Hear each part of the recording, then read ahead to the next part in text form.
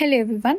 आज हम लोग इलेक्ट्रोकेमिस्ट्री के आगे टॉपिक्स कवर करेंगे। तो लास्ट लास्ट क्लास में हमने नर्स्ट इक्वेशन के बारे में डिस्कस किया था। तो अब हम लोग देखेंगे नर्स्ट इक्वेशन की हेल्प से हम लोग इक्विलिब्रियम कांस्टेंट कैसे निकाल सकते हैं, और उसी से ही हम वो ये भी देखेंगे कि हम लोग जो है गिब्स फ्री एनर्जी कैसे कैलकुलेट कर सकते हैं। तो जैसे कि हमें डैनियल सेल का पता है कि जिंक जो है वो ऑक्सीडाइज होता है, ये हमें एनोड मिलता है, और कॉपर जो है ये एज अ कैथोड वर्क करता है, राइट। तो ये हमारे पास रिएक्शन होगी, जिंक जो है वो ऑक्सीडाइज करेगा एनोड में, कॉपर जो है वो रिड्यूस करेगा कैथोड में, ठीक है। तो यहाँ पे अगर हम लोग इस डायग्राम को देखें तो ये रिडक्शन हाफ सेल है, जहाँ पे कॉपर जो होता है वो रिड्यूस कर रहा है, ठीक है। कॉपर जो है रिड्यूस कर रहा है और जिंक जो है वो ऑक्सीडाइज कर रहा है। तो जिंक जो होता है, जिंक रॉड से जो जिंक होता है वो सॉल्यूशन में जा रही है, जिंक सल्फेट के सॉल्यूशन में। यहाँ पे इलेक्ट्रॉन्स दे रहा है, इलेक्ट्रॉन्स यहाँ से लेकर के कॉपर की तरफ मूव करेगा, करंट उसकी उल्टी डायरेक्शन में मूव करेगा। कॉपर वाली साइड में क्या हो रहा है कि सॉल्यूशन से जो कॉपर है वो इलेक्ट्रॉन्स, यहाँ वाले इलेक्ट्रॉन्स लेकर के कॉपर की रॉड में डिपॉजिट हो रहा है, राइट। तो धीरे धीरे क्या हो रहा है, कॉपर की रॉड जो है वो मोटी होती जाएगी, और जिंक की रॉड, क्योंकि वो उसमें जिंक जो है वो सॉल्यूशन में जा ही जा रहा है, उसका ऑक्सीडेशन हो रहा है, तो वो उसकी रॉड पतली होती जाएगी। ओके, सो ये साइड होगी ऑक्सीडेशन हाफ रिएक्शन, ये साइड होगी रिडक्शन हाफ रिएक्शन। दोनों ही जो हाफ रिएक्शन है वो कनेक्टेड है सॉल्ट ब्रिज से, ताकि इलेक्ट्रिकल न्यूट्रलिटी मेंटेन्ड रहे। ओके, तो एनोड की साइड में ऑक्सीडेशन हो रहा है, कैथोड की साइड में रिडक्शन हो रहा है। तो अगर हम लोग ध्यान से देखें तो यहाँ पे जिंक जो है वो इलेक्ट्रॉन्स लूज करके सॉल्यूशन में जा रहा है, तो इलेक्ट्रॉन्स जो है यहाँ पे, इलेक्ट्रॉन्स का क्वांटिटी यहाँ पे ज़्यादा है, ठीक है। तो एनोड में क्या है कि नेगेटिव चार्ज आ रहा है, किसकी वजह से, इलेक्ट्रॉन्स की वजह से, राइट। तो ये जो इलेक्ट्रॉन्स है एनोड से जा रहे हैं कैथोड में, यानी कि जिंक रॉड से जाएंगे कॉपर रॉड में, राइट। सो जहाँ यहाँ पे जैसे ही जाएंगे इलेक्ट्रॉन्स, तो होगा क्या यहाँ पे कि जो कॉपर है यहाँ से कॉपर होगा यहाँ पे कॉपर टू पॉजिटिव, वो क्या करेगा, ये इलेक्ट्रॉन्स लेके यहाँ पे रिड्यूस हो जाएगा, right. So outside the circuit जो इलेक्ट्रिकल करंट है, इलेक्ट्रॉन्स है, वो जिंक से लेकर के कॉपर की तरफ जा रहे हैं। और अंदर देखते हैं क्या हो रहा है, अंदर में कॉपर टू पॉजिटिव यहाँ से लेके इलेक्ट्रोड में जा रहा है, जिंक जो है वो सॉल्यूशन में जा रहा है, जिंक टू पॉजिटिव के फॉर्म में, कॉपर टू पॉजिटिव सॉल्यूशन से जा रहा है आपके रॉड में, ठीक है, इलेक्ट्रोड में। और जो सल्फेट है वो क्या कर रहा है, वो कॉपर सल्फेट वाले सॉल्यूशन से जा रहा है जिंक सल्फेट वाले सॉल्यूशन में वाया सॉल्ट ब्रिज, ठीक है। अब इसकी वजह से क्या हो रहा है कि यहाँ पे सल्फेट आयंस कम हो रहे हैं। अगर सल्फेट आयंस कम हो रहे हैं यानी कि कॉपर सल्फेट जो है वो डिक्रीज़ हो रहा है, जिसके इफेक्ट से क्या हुआ, वहाँ का अब जो इलेक्ट्रोड पोटेंशियल है वो भी क्या हो रहा है, डिक्रीज़ हो रहा है। ऑन द अदर हैंड यहाँ पे आप दूसरे साइड में देखो, यहाँ पे जिंक क्योंकि सल्फेट यहाँ से यहाँ पे मूव कर रहा है, ठीक है। तो जिंक सल्फेट जो है वो कॉन्सेंट्रेशन में, उसका कॉन्सेंट्रेशन इंक्रीज हो रहा है, राइट। यहाँ से जिंक टू पॉजिटिव जा रहा है, तो जिंक टू पॉजिटिव भी है, सल्फेट भी है, तो यहाँ पे जिंक सल्फेट का कॉन्सेंट्रेशन बढ़ रहा है, जिसकी वजह से इलेक्ट्रोड पोटेंशियल भी बढ़ रहा है, ठीक है। तो क्या है, यहाँ क्या हो रहा है यहाँ पे कि कॉपर सल्फेट से, क्योंकि सल्फेट यहाँ पे ट्रैवल कर रहा है, और तो और कॉपर टू पॉजिटिव यहाँ से इलेक्ट्रोड की तरफ जा रहे हैं, जिसकी वजह से कॉपर सल्फेट जो है उसका कॉन्सेंट्रेशन कम हो रहा है, जिसकी वजह से इलेक्ट्रोड पोटेंशियल डिक्रीज हो रहा है, और जिंक सल्फेट की वाली साइड में उसकी कॉन्सेंट्रेशन जो है वो बढ़ रही है, ठीक है।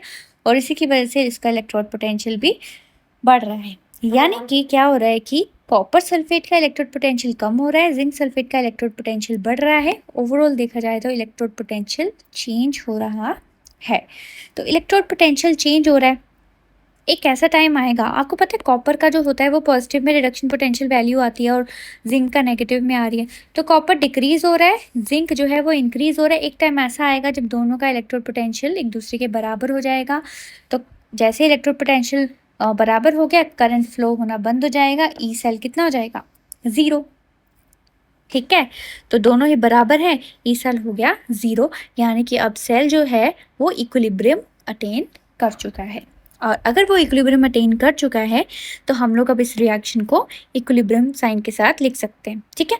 तो इस केस में इक्विलिब्रियम कांस्टेंट कितना हो गया, कैसे कैलकुलेट करेंगे, ठीक है। आपको पता है प्रोडक्ट अपॉन रिएक्टेंट्स, और हम लोग लेते ही सिर्फ और सिर्फ एक्वस सॉल्यूशन है, सॉलिड सॉल्यूशंस नहीं लेते, क्योंकि उनका जो है इक्विलिब्रियम में कोई काम नहीं है उनका, मतलब कि कोई इफेक्ट नहीं डालते वो इक्विलिब्रियम कांस्टेंट पे।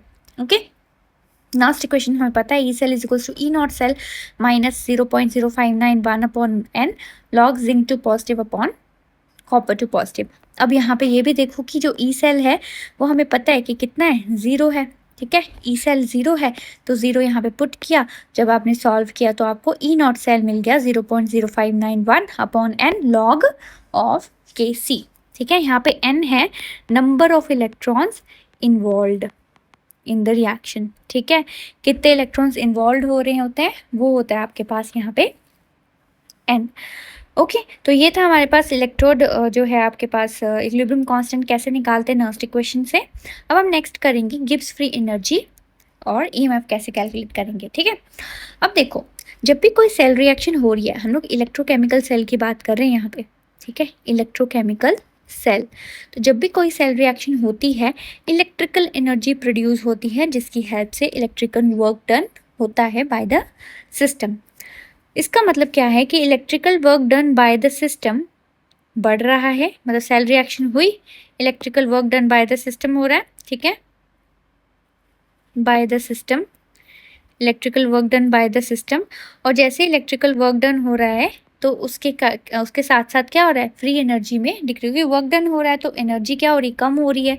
ठीक है, फ्री एनर्जी जिसकी हेल्प से हम लोग वर्क डन कर सकते हैं वो एनर्जी क्या हो रही है, डिक्रीज हो रही है। इलेक्ट्रोलाइसिस में देखो क्या हो रहा है, इलेक्ट्रोलाइसिस में इलेक्ट्रिकल एनर्जी हमें सप्लाई करनी पड़ रही है। ठीक है, अगर हम इलेक्ट्रिकल एनर्जी सप्लाई करेंगे तो क्या होगा, फ्री एनर्जी में इंक्रीज हो रहा है। Okay, there is increase in the free energy of the system. तो जैसे जैसे free energy of the system, मतलब जैसे जैसे फ्री एनर्जी इंक्रीज हो रहा है, तो अब देखो इसका मतलब क्या हो कि इलेक्ट्रिकल वर्क जब भी सिस्टम पे किया जाता है फ्री एनर्जी इंक्रीज होती है, और जब भी इलेक्ट्रिकल वर्क सिस्टम कर रहा होता है तो फ्री एनर्जी क्या होती है, डिक्रीज होती है। ठीक है, यानी कि डेल्टा जी जो होता है वो नेगेटिव होगा जब भी जो है सिस्टम आपका काम करेगा, और डेल्टा जी पॉजिटिव होगा जब भी सिस्टम पे काम किया जाएगा। ओके, तो इलेक्ट्रोकेमिकल सेल की बात करें तो इलेक्ट्रिकल वर्क डन कैसे है, it is equal to the electrical energy produce. तो जितना इलेक्ट्रिकल एनर्जी प्रोड्यूस होगा उतना ही इलेक्ट्रिकल वर्क डन होगा। ओके, तो इलेक्ट्रिकल एनर्जी हम लोग कैसे कैलकुलेट करते हैं, quantity of electricity produced multiply by EMF of the cell. ठीक है, वर्क डन आपको पता है, quantity of electrical energy produced and EMF of the cell। तो इलेक्ट्रिकल वर्क डन जो है that is equal to decrease in the free energy, तो इसलिए हमने नेगेटिव साइन लगाया क्योंकि there is decrease in the free energy when the system is doing work. तो system work कर रहा है, ठीक है, अपने आप क्या कहते हैं जो रिएक्शंस है वो हो रही हैं। अगर रिएक्शंस हो रही हैं तो इस लोगों को इलेक्ट्रिकल एनर्जी हम यूज़ कर रहे हैं। तो it is equal to n F E cell. N F क्या हो गया, number of electrons multiply by Faraday's constant, number of moles of electron multiply by Faraday's constant जो कि होता है कूलम 96500 कूलम पर मोल। ठीक है, ये होता है 1 फैराडे, और अगर ये 1 फैराडे है तो आपने दिखने कितने मोल्स ऑफ इलेक्ट्रॉन्स वर्क कर रहे हैं। ठीक है, उसको मल्टीप्लाई करना है ई सेल के साथ। उसी तरीके से आप ई नॉट सेल, मतलब जब स्टैंडर्ड स्टेट में लेना होता है तब हम ई नॉट सेल कैलकुलेट करते हैं। ओके, तो मिनिमम पोटेंशियल डिफरेंस कैलकुलेट करना है आपने, जो कि एल्यूमिनियम ऑक्साइड को रिड्यूस करने में हेल्प करे, मतलब कि उतना जितना चाहिए। तो ये हमारे पास क्या है, रिएक्शन है। ठीक है, 2/3 aluminium oxide 4/3 aluminium plus O2। तो ये हम लोगों ने कैलकुलेट किया है। अब देखो मतलब हमें कैलकुलेट करना है। अब देखो इस रिएक्शन में क्या होगा यहाँ पे सबसे पहले तो हमने यही देखना है कि इलेक्ट्रॉन्स कितने इन्वॉल्व हो रहे हैं। ठीक है, अब देखो Al2O3 जो है वो आपको दे रहा है Al प्लस 3/2O। सबसे पहले तो हम देखते हैं 1 मोल ऑफ Al2O3 में कितने इलेक्ट्रॉन्स दे रहा है। तो 1 मोल ऑफ Al2O3 देखो यहाँ पे एल्यूमिनियम की कितनी है, +3 ऑक्सीडेशन स्टेट, ये जा रहा है 0 ऑक्सीडेशन स्टेट में। तो ये एक इलेक्ट्रॉन एक मेटल एक जो है आपका मेटल ले रहा है। ठीक है, तो यहाँ पे 2 एटम्स जो होंगे, यानी कि एक एटम जो है एल्यूमिनियम 3 पॉजिटिव से एल्यूमिनियम बनने के लिए यहाँ 1 मोल एटम ले लो। ठीक है, तो एल्यूमिनियम 3 पॉजिटिव से एल्यूमिनियम बनने के लिए कितने इलेक्ट्रॉन्स लग रहे हैं? 3 इलेक्ट्रॉन्स लग रहे हैं। तो 2 के लिए कितने लगेंगे? 6 इलेक्ट्रॉन्स लगेंगे, राइट। तो 2 के लिए 6 इलेक्ट्रॉन्स लगेंगे। अब हम देखें तो यहाँ पे रिएक्शन कितना 2/3 एल्यूमिनियम ऑक्साइड है, ठीक है। तो 2/3 एल्यूमिनियम ऑक्साइड के लिए कितने लगेंगे? 4 इलेक्ट्रॉन्स लगेंगे। तो हमें इलेक्ट्रॉन्स का पता चल गया, ठीक है। तो delta G is equals to -NFE0 ये होता है, ठीक है। अब हम वैल्यू स्टैंडर्ड स्टेट में नहीं है तो हम लोग ई लिखेंगे, ठीक है। अब हम वैल्यूज पुट करते हैं। Delta G 960। अब देखो यहाँ पे किलो जूल में है लेकिन हमको जूल में चाहिए। -496,500 मल्टीप्लाई बाय ई। जब आप कैलकुलेट करोगे तो ई निकल के आ जाएगा 2.487 वोल्ट, ठीक है। अब नेक्स्ट क्वेश्चन देखो, calculate delta G naught and K C equilibrium constant for this reaction, ठीक है। आपको सारी वैल्यूज दी हुई है, डेल्टा जी नॉट निकालना है और के सी निकालना है। तो सबसे पहले तो हमारे पास काम है कि ई नॉट सेल कैसे निकालेंगे, ठीक है। ई नॉट सेल आपको पता है कैथोड माइनस एनोड होता है। अब यहाँ पे कैथोड आपको पता है कौन होगा, ठीक है। तो जिंक जो है वो जिंक पॉजिटिव एनोड हो रहा है और कॉपर जो है कैथोड वाला हो रहा है।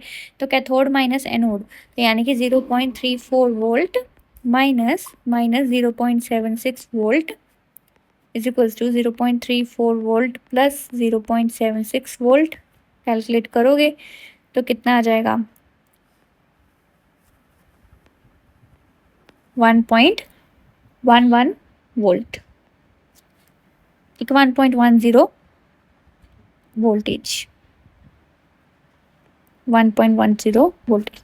तो हमारे पास ई नोट सेल ये आ गया, ठीक है। ई नोट सेल हमारे पास आ गया। अब हमने डेल्टा जी निकालना। अब हमें पता है delta G is equals to -NF E nought cell, ठीक है। अब देखो नंबर ऑफ इलेक्ट्रॉन्स कितने हैं? 2 इलेक्ट्रॉन्स हैं यहाँ पे, ठीक है। 2 पॉजिटिव से 0 जा रहा है तो कितने electrons? 2 electrons. 96500 multiply by 1.1 volt. इसको जब हम कैलकुलेट करेंगे तो कितना आ जाएगा? -212,300 जूल पर मोल।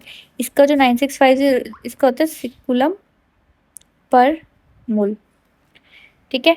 तो ये हमारे पास डेल्टा जी आ गया। इसको हम लोग किलो जूल में भी कन्वर्ट कर सकते हैं, 3 किलो जूल पर मोल, ठीक है। तो ये हमारे पास डेल्टा जी आ गया, ठीक है। नेक्स्ट हमने क्या निकालना है? नेक्स्ट हमने निकालना है तो ये हमारे पास मैक्सिमम वर्क डन जो कि हम लोग इस सेल से कर सकते हैं। नेक्स्ट हमने देखना है delta G nought is equals to